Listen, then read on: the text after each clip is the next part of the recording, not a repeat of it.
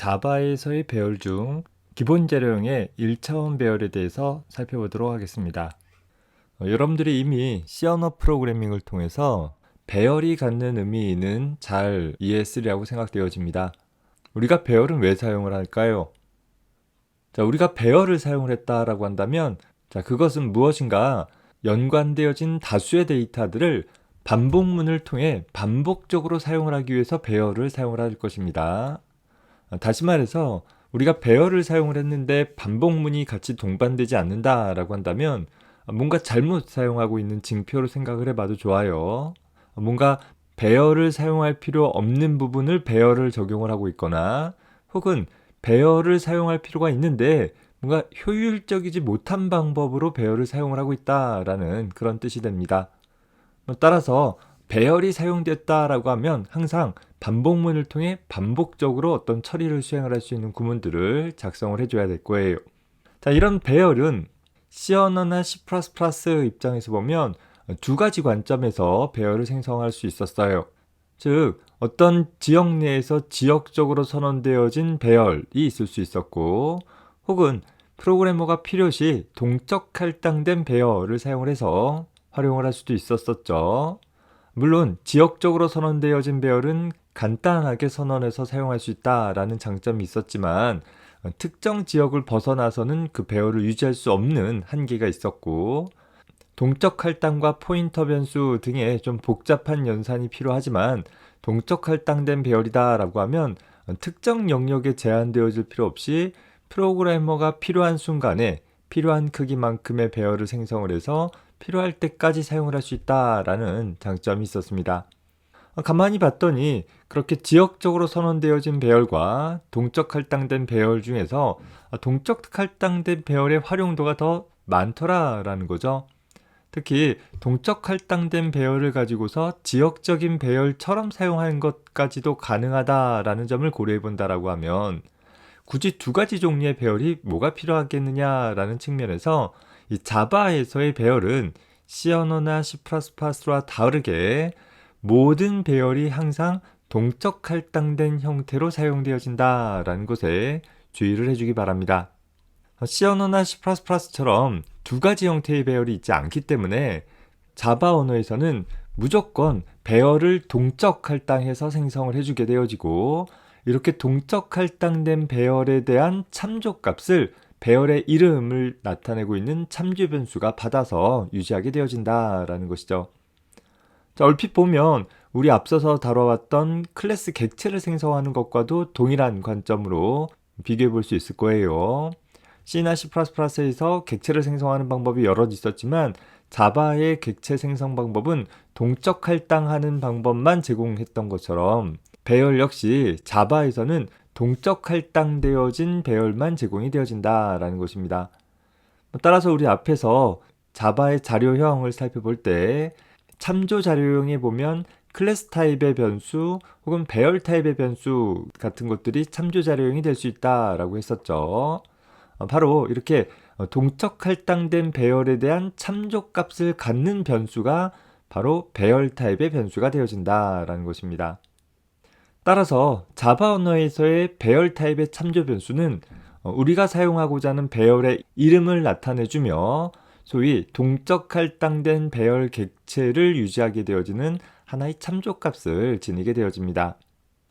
특히 하나 유의할 것은 우리 앞서서 변수를 선언할 때에도 보면 기본 자료형의 변수와 달리 참조 자료형의 변수는 어떤 참조값을 유지할 수 있는 변수다라고 했었어요. 따라서 기본 자료형의 변수와 다르게 값 그 자체가 해당하는 변수에 저장되는 것이 아니라 단지 참조값만을 유지한다라고 했었죠. 그러다 보니까 소위 기본 자료형의 배열과 달리 참조 자료형의 배열, 즉 객체의 배열이다라는 것은 참조 변수들의 집합의 형태로 표현이 되어진다라는 거예요. 마치 우리 C++에서 보면 포인터의 배열과 비슷한 형태의 구조를 지니게 된다라는 것이죠. 따라서 참조 변수의 배열인 소위 객체 배열을 생성을 했다라고 한다면 저절로 각각의 요소에 해당하는 객체들이 생성되는 것이 아니기 때문에 반드시 각 요소 객체를 필요시 프로그래머가 별도로 할당해줘야 한다라는 점을 꼭 유의를 해둬야 될 것입니다. 자, 구체적인 사례는 뒤에 가서 다시 설명하도록 할게요. 자, 배열 중에서 가장 기본적인 형태의 기본 자료형의 1차원 배열부터 살펴봅시다. 이전에 배웠던 다른 프로그래밍 언어에서의 배열과 마찬가지로 배열 역시 사용하기 위해서는 먼저 선언하는 과정이 필요하게 되어져요. 다만 앞서서 소개했듯이 자바의 배열은 동적 할당되어지고 그 동적 할당되어진 배열의 참조값을 유지하게 되어진다라고 했었잖아요. 따라서 배열을 선언을 하기 위해서 첫 번째 과정으로는 배열 객체에 대한 참조값을 저장하는 참조 변수를 선언하는 구문이 필요하게 되어질 것입니다. 앞서 나타난 것처럼 내가 사용하고자 하는 배열의 이름을 지정을 해주고 그 배열 이름 앞에다가 하나의 요소 타입을 써주는 거예요. 다만 타입하고 name만 있으면 단순 변수의 이름과 똑같아 보이잖아요. 그래서 이게 변수의 이름이 아니라 배열의 이름이다. 1차원 배열에 대한 이름이다 라는 걸 명시적으로 나타내기 위해서 타입 다음에 네모 가로 가로를 써주면 된다라는 거예요. 자, 이 네모 가로 가로의 위치는 타입 쪽에 붙여 써도 되겠고 식별자 이름 옆에다가 붙여 써줘도 되어집니다. 다만 우리가 좀 더 이해하기 쉽도록 하기 위해서 우리 자바 언어에서는 이 첫 번째 표현식을 주로 사용하게 되어질 것이에요. 다시 말해서 아래와 같이 int 네모 가로 리스트 혹은 int 리스트 네모 가로 가로라고 선언되었다라고 하면 리스트라는 이름의 하나의 참조 변수가 생성되어지는 것이에요. 자, 그리고 이 참조 변수에는 하나의 참조값을 저장할 수 있고 이 참조값을 통해서 동적 할당되어진 배열 객체를 가리킬 수 있게 되어진다라는 것이죠. 자, C 언어나 C++에서는 이런 식의 선언 자체가 허용되어지지 않았었어요. 물론 이 표현 자체는 배열을 인수로 갖는 함수의 매개 변수 표현으로 이런 표현을 쓰기는 했었지만 그 당시는 포인터 변수에 대한 다른 표현 방법에 불과했었던 것이죠. 단독적으로 이렇게 크기가 정의되어 있지 않은 배열 선언문 같은 것들은 허용되어지지 않았으나 거꾸로 자바 언어에서는 모든 배열 선언에 대한 시작은 크기를 지정하지 않은 네모 가로를 가지고 있는 하나의 참조 변수를 선언하게 되어지고 이 참조 변수에다가 어떤 고유한 크기를 갖는 배열 객체에 대한 참조값을 할당받는다라는 점을 좀 식별을 해두기 바랍니다. 자, 배열에 대한 참조 변수가 준비가 되었다라고 하면 그 참조 변수에 특정 크기를 갖는 배열을 할당을 해줘야 될 필요가 있겠죠. 따라서 현재 new라는 연산자를 통해서 어떤 타입의 배열 몇 개짜리를 동적 할당할 것인지를 기술을 해줌으로써 우리는 하나의 동적 배열을 생성할 수 있게 되어져요. 그래서 new 하기를 int 네모 가로 5라고 한다라고 하면 정수 5개를 하나의 배열 묶음으로 만들어주고 그 만들어진 배열 묶음에 대한 이걸 배열 객체라고 한다면 배열 객체에 대한 시작 참조값을 반환해 주어서 그것을 앞서 선언한 1차원 배열에 대한 참조 변수 리스트에 저장을 해주면 된다라는 거예요. 자, 여기서 또 하나 C나 C++와 다르게 new 연산자가 반환하는 값은 더 이상 메모리에 대한 주소값이 아니라 가상 머신이 현재 특정 메모리 주소를 계산하는 데 필요한 어떤 정보를 담고 있는 일종의 참조값을 갖는다라는 거예요.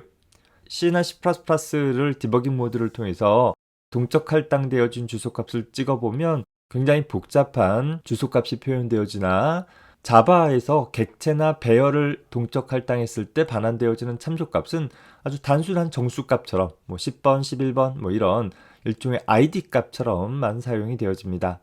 어찌됐든 간에 참조 변수에 저장되어지는 하나의 참조값을 통해서 우리는 실제 그 참조값이 식별하는 특정 영역을 자바 버추얼 머신에 의해서 참조할 수 있게 되어진다라는 것을 확인해 둡시다. 자, 다음과 같은 배열 선언들을 좀 살펴봅시다.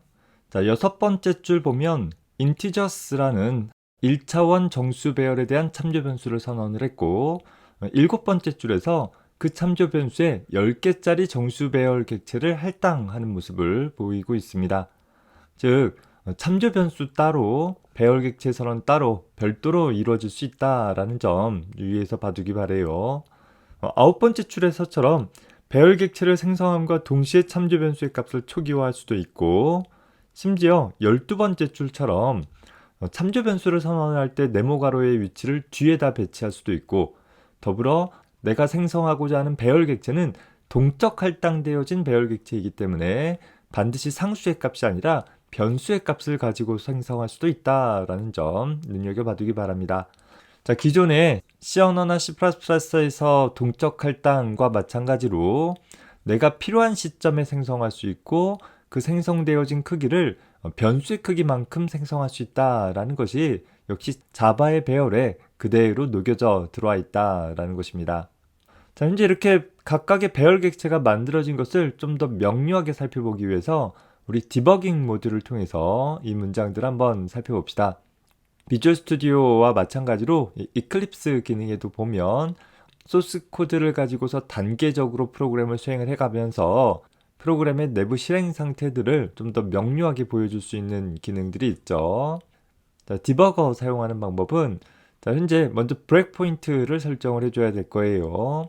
자, 예를 들어서 요 7번째 줄에 브레이크 포인트를 설정하겠다라고 하면 7이라는 라인 번호 앞쪽 부분을 마우스로 더블 클릭해주면 하나의 파란색 점이 찍히는 것을 볼 수 있죠. 물론 브레이크 포인트를 설정할 라인에 커서를 위치시켜 놓고 나서 Run이라는 메뉴 밑에 현재 토글 브레이크 포인트라는 메뉴가 있죠. 이 부분을 선택을 해주면 현재 브레이크 포인트가 없는 라인에는 브레이크 포인트가 붙여지고, 또 브레이크 포인트가 붙어 있는 라인에서는 브레이크 포인트가 없어지는, 이렇게 토글 되어지는 형태로 사용이 되어질 수 있습니다. 자, 브레이크 포인트라는 것은 이미 여러분들이 비주얼 스튜디오에서 디버거를 사용해 봐서 알겠지만, 프로그램을 일괄 수행 모드로 실행해 나가다가 이 브레이크 포인트를 만나면 이게 소위 빨간 신호등 역할을 한다 생각하면 되겠어요. 요 문장을 수행하기 직전에 프로그램을 멈춰 세워라 라는 뜻이 되어져요. 자, 디버깅 모드로 프로그램을 수행을 하기 위해서는 우리 이전에 프로그램 실행하기 위해서 run 밑에 run as 해서 자바 어플리케이션 실행했었는데, 이 대신에 debug as 밑에 자바 어플리케이션을 실행을 해주면 됩니다. 좀 더 간단하게는 도구 상자에 요 벌레 모양 있는 부분 있죠? 이 옆에 검정색 삼각형 부분 눌러가지고서 역시 debug as 자바 어플리케이션 실행해도 똑같이 처리가 되어질 것입니다. 프로그램을 실행시켜 보면 먼저 소스 코드 저장할 것이고, 현재 윈도우에 보안 경고 대화 상자가 나타나는데 액세스 허용해줘야 되겠죠. 자, 그리고 현재 이클립스의 화면을 디버깅하기 좋은 퍼스펙티브 형태로 바꿀 것인지를 물어보고 있습니다. 바꾸도록 할 것인데 매번 디버깅 할 때마다 이 대화 상자가 나타나면 귀찮으니까 현재 설정을 기억해 주어라 라고 하고 스위치 눌러주면 화면 구성이 디버깅하기에 용이한 형태로 좀 변화가 되어집니다. 자, 이쪽 창을 좀 줄이고 봅시다. 자, 요 가운데 창에서는 소스 코드가 보여질 것이고, 요 아래쪽에서는 콘솔 출력에 대한 창이 그대로 유지가 되어져요. 다만 요 오른쪽 부분에 현재 상황에서의 각종 변수 값들을 확인해 볼 수 있도록 할 수 있는 그런 창들이 추가가 되고 있습니다. 자, 여기 앞에서 보면 현재 7번째 줄 앞에 동그라미 바로 앞쪽에 잘 안 보이는데 파란색 화살표가 하나 표시되고 있는 것을 볼 수 있어요. 다시 말해서 다음에 수행할 문장은 여기다 라는 것을 나타내주고 있습니다.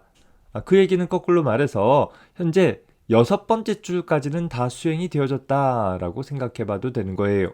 자, 따라서 아직 7번째 줄은 실행 전인 것이죠. 그래서 7번째 줄을 실행을 하기 위해서 보면 run 밑에 step into라는 것과 step over라는 것 두 가지가 있어요.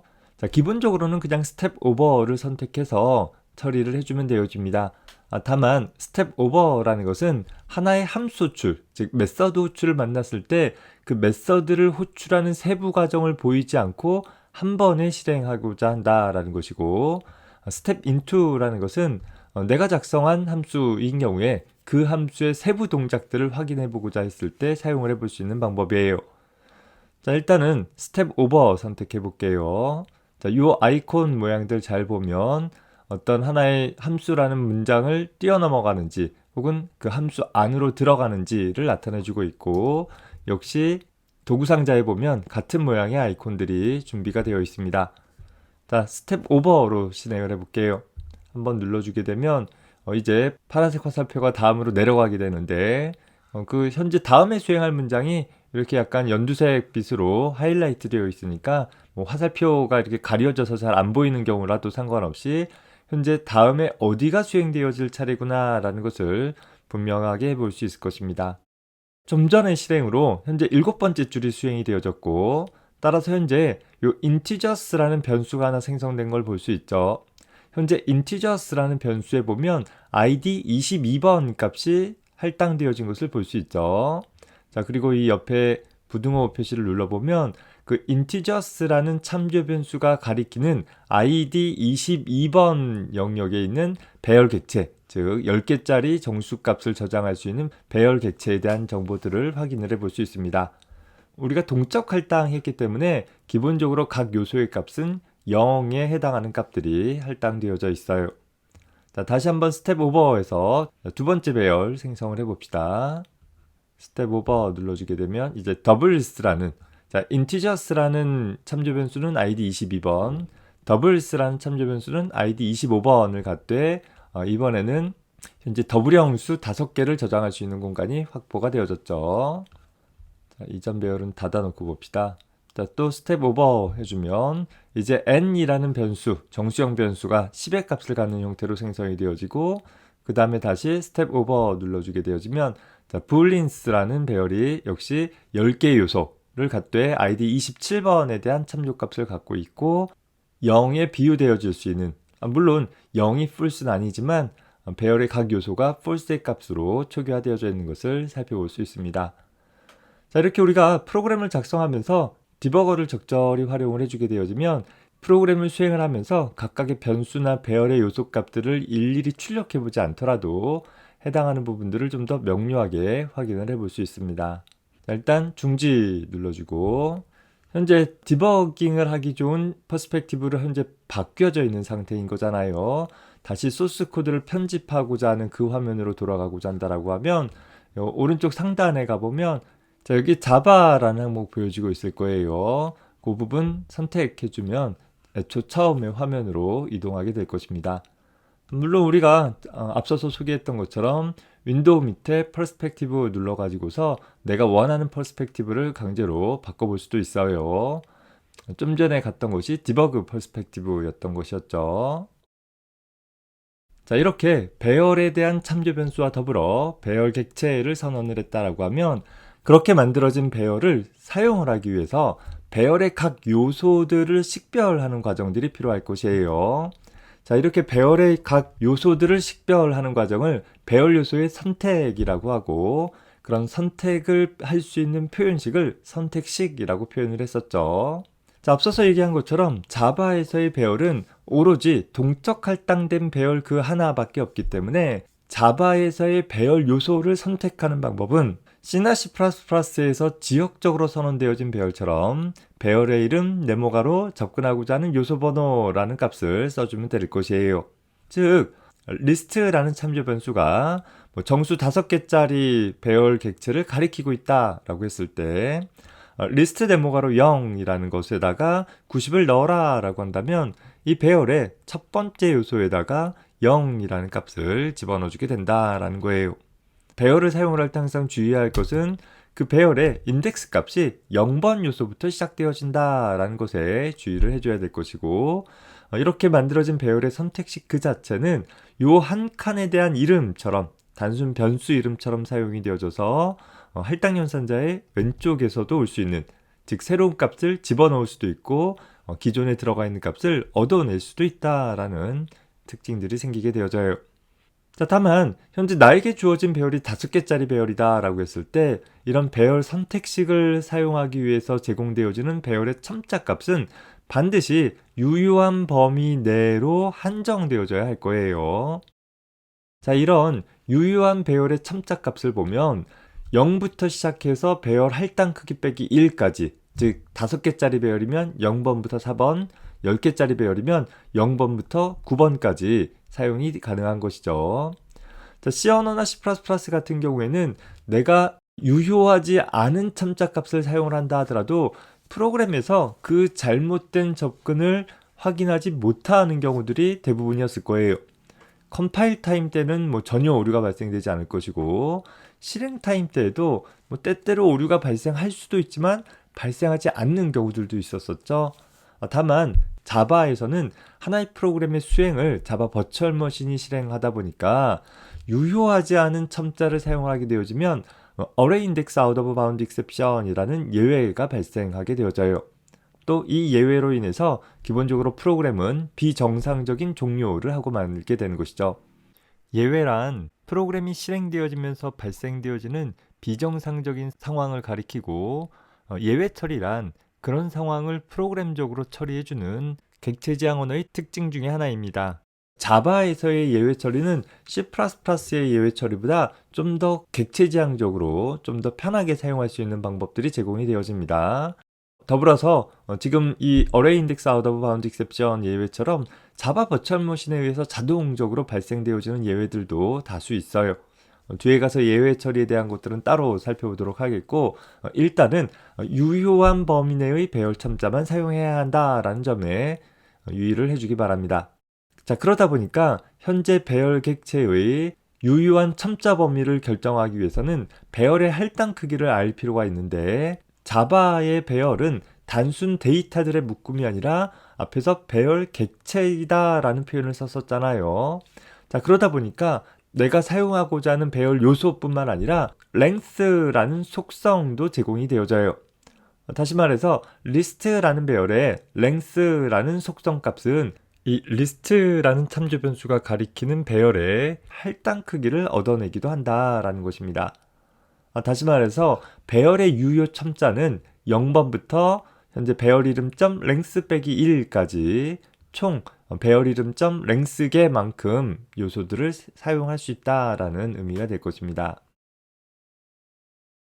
자, 따라서 14번째 줄에서처럼 현재 integers라는 배열의 0번 요소에다가 100을 집어넣어라 라는 표현도 가능할 것이고, 혹은 더 일반적으로는 배열은 항상 반복문하고 같이 사용되어진다라고 했었잖아요. 그러다 보니까 반복문 중에서도 반복할 횟수나 범위를 제한할 수 있는 for 반복문하고 즐겨 사용되어질 것인데, 자, for i는 0부터 i는 integers length보다 작을 때까지 총 length 번만큼 반복하도록 할 수 있는 그런 반복문 구조를 즐겨 사용하게 될 것입니다. 내가 선언되어진 배열에 동적 할당되어진 그 크기를 바꾼다 하더라도 항상 그 배열의 크기만큼 반복할 수 있는 반복문이 구성이 되어지는 것이겠죠. 프로그램을 실행을 해볼까요? 자, 이러면 첫 번째 요소만 100의 값이 들어가 있는 형태로 10개의 요소를 출력할 수 있는 일을 잘 수행하고 있는 것을 볼 수 있습니다. C나 C++의 배열과 마찬가지로 자바의 배열 역시 배열을 선언함과 동시에 초기 값을 부여해 줄 수 있어요. 다만 C나 C++에서는 동적 할당된 배열의 경우 초기 값을 부여할 수 없었었는데, 자바 언어에서는 배열을 만드는 방법이 동적 할당 하나밖에 없기 때문에 동적 할당된 배열일지라도 초기 값 지정하는 것이 가능하게 되어집니다. 자, 예를 들어서 더블형 5개짜리 배열에 이 5개의 각 요소에다가 각각의 초기 값을 부여하고자 한다라고 하면 배열 객체를 생성한 구문 다음에 중괄호 열고 닫고를 통해서 1, 2, 3, 4, 5라는 5개의 요소 값들을 지정을 해볼 수 있어요. 이렇게 되어지면 각각의 요소는 1.0, 2.0 해서 5.0까지 초기화를 하려고 하는 표현이 되어지겠죠. 자, 다만 이렇게 배열 선언과 동시에 초기 값을 부여할 때에는 이 초기 값의 개수를 통해 할당 크기를 알 수 있기 때문에 명시적으로 할당 크기 지정하는 일을 하지 않도록 권고를 하고 있습니다. 따라서 이런 배열, doubles라는 배열은 자, 각 요소를 반복적으로 출력해 볼게요. 자, 1.0부터 5.0까지의 값을 갖게 되는 것을 볼 수 있습니다. 물론 일일이 출력해 보지 않고 디버깅 모드를 통해서 확인해 보는 것도 가능하겠죠. 자, 다만 이렇게 초기 값을 갖는 배열이다 라고 했을 때 동적 할당하기는 하지만 매번 이렇게 new 연산자와 생성되어질 요소 타입들을 일일이 나열해 주는 것은 좀 번거롭더라 라는 거예요. 그래서 좀 더 간단하게 사용할 수 있는 방법으로는 다음과 같은 표현이 허용이 되어집니다. 즉, new 연산자 없이 그저 중괄호 하고 나서 각각의 요소 값들을 나열을 해주게 되어지면 7번 행의 브레이크포인트는 제거하고 10번 행의 브레이크포인트를 설정해서 해볼게요. 현재 디버그 모드를 통해서 디버깅 했을 때 현재 이 더블스라는 배열이 생성되어지면서 살펴봅시다. 스텝 오버 눌러주게 되어지면 더블스라는 배열은 여전히 참조 값을 갖는 참조 변수로 선언이 되어진 거예요. 내가 이렇게 생성해서 new 연산자 사용을 안 했으니까 얘는 뭔가 다른 형태의 배열이 만들어졌다 라고 착각하면 안 된다라는 거죠. 그래서 이 24번 영역에 가보면 0부터 4번까지 5개의 실수값이 저장되어진 배열이 잘 만들어지는 것을 볼 수 있습니다. 따라서 우리가 초기값을 갖는 배열이다 라고 하면 굳이 복잡하게 이렇게 쓸 필요 없이 그저 참조 변수 선언하고 나서 equal 중괄호의 표현을 사용을 해서 기술을 해주면 될 것입니다. 자, 다만 배열 선언 시 초기값을 부여하는 것은 C나 C++와 마찬가지로 배열의 선언문에서만 사용할 수 있는 그런 표현이 되어지는 것이죠. 만약에 이런 식으로 배열 선언문이 있고 나서 초기값을 지정하는 구문을 따로 두었다라고 한다면 오류가 발생하기를 초기화할 수 없다라는 그런 오류가 발생이 되어집니다. 초기값 부여는 반드시 배열 선언문에서 배열 선언과 동시에 초기값을 나열해주는 방법을 통해서만 배열의 각 요소를 초기화할 수 있다. 그 외의 경우는 개별적인 선택식을 사용을 하거나 혹은 반복문을 통해서 반복적으로 선언해주는 방법밖에는 없다라는 점은 C나 C++의 배열과 동일할 것입니다. 자, 여기서 보면 두 배열의 각 요소를 반복문을 통해서 반복적으로 출력하도록 했는데 의도적으로 정수 배열의 각 요소를 출력을 하기 위해서 여기 equal 연산자를 붙여서 소위 length까지 즉 10이면 0부터 10까지 11번 반복하도록 구성을 해봤어요. 자, 프로그램 시 어떻게 처리되는가 확인해 봅시다. 자, 어떻게 됐어요?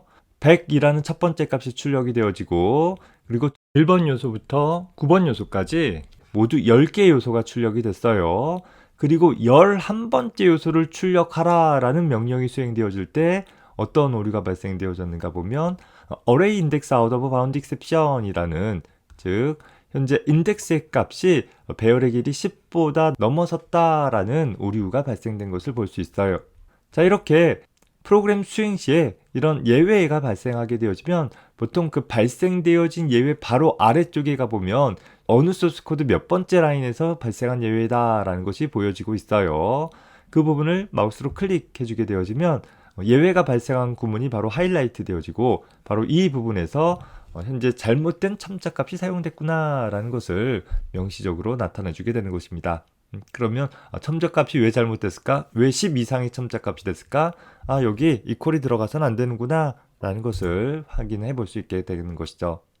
자, 두 번째로 보면 현재 7번째 줄에 배열 객체를 생성하는 구문을 빼보고 프로그램을 수행을 해볼게요. 즉 참조 변수만 만들어진 채로 배열의 선택식을 참조하려고 한다 라고 한다면 자, 일단 저장하게 되었을 때 보면 컴파일 오류가 나요. 어떤 컴파일 오류가 나냐면 integers라는 참조 변수는 현재 지역적으로 선언되었기 때문에 어떤 쓰레기 값을 갖고 있는 상태라서 이렇게 쓰레기 값을 갖고 있는 참조 변수를 통해서는 직접 접근이 안 된다라는 오류가 발생이 되어지는데 뭐 얘가 멤버 변수 영역에 있거나 하면 이런 컴파일 오류가 나지 않을 수 있어요. 예를 들어서 참조 변수의 값에 null 값을 갖는 일반적으로 멤버 변수 영역에 있으면 기본적으로 0에 해당하는 null 값이 들어갈 테니까 다음과 같은 상태가 될 것이고 이 경우에는 컴파일 오류가 발생되지 않을 수도 있다라는 것입니다. 자, 이런 상황에서 프로그램을 수행을 하면 자, 어떤 오류가 발생되는가 보면 null point exception이라는 예외가 발생한다라는 거예요. 자, 마찬가지로 바로 아래쪽에 있는 소스 코드 부분을 클릭해 보면 이 부분에서 null point exception, 즉 null 값을 갖고 있는 참조 변수로 뭔가 조작을 하고 있다라는 것입니다. 다시 말해서 현재 integers라는 참조 변수만이 유일한 참조 변수이고 이 참조 변수가 현재 객체가 할당되어진 즉 null이 아닌 값을 할당되어진 부분이 없잖아요. 그러다 보면 여기서 프로그램이 역시 비정상 종료하는구나 라는 것을 확인할 수 있을 것입니다. 자, 이렇게 우리가 배열을 사용을 한다라고 한다면 반드시 유효한 배열 객체를 할당한 후에 사용을 해줘야 할 것이고, 또 그 사용하기 위해서는 반드시 유효한 배열 요소 범위 내에서 반복적으로 접근을 해가는 일이 필요할 것이다 라는 점 잘 기억해 두기 바랍니다. 자, 그런데 기본 재료형의 배열에 대한 예제를 다뤘던 클래스를 서클 어레이 테스트라는 클래스에다가 만들어 놨네요. 좀 내가 의도하지 않았던 실수를 범하고 말았는데, 이 기회에 내가 작성하고 있는 클래스의 이름을 수정하는 방법에 대해서 한번 살펴봅시다. 현재 퍼블릭 클래스 같은 경우면 반드시 클래스 이름과 그 클래스가 포함되어진 소스 파일의 이름이 일치해야 한다라고 했어요. 따라서 내가 이 클래스 이름을 여기서만 바꾼다라고 해서 될 것이 아니라 클래스의 이름을 바꿨다면 소스 파일의 이름도 같이 바꿔줘야 되는, 또 내가 작성한 소스 코드 중에서 이 클래스 이름이 사용되어지는 부분들도 모두 바꿔줘야 하는 그런 좀 번거로움들이 발생될 수 있을 것이에요. 자, 그런 것들을 쉽게 처리하기 위해서 보면 이클립스에서 내가 수정하고자 하는 식별자 이름을 선택을 하고 마우스 오른쪽 버튼 누른 후에 리팩터라는 메뉴 밑에 가보면 리네임이라는 메뉴가 있어요. 자, 이 메뉴를 선택하고 내가 새로운 이름을 지정을 해보면 될 거예요. 물론 다른 이름과 중복되지 않는 새로운 이름이어야 하겠죠. 패키지나 이런 것들이 달라지면 상관은 없습니다.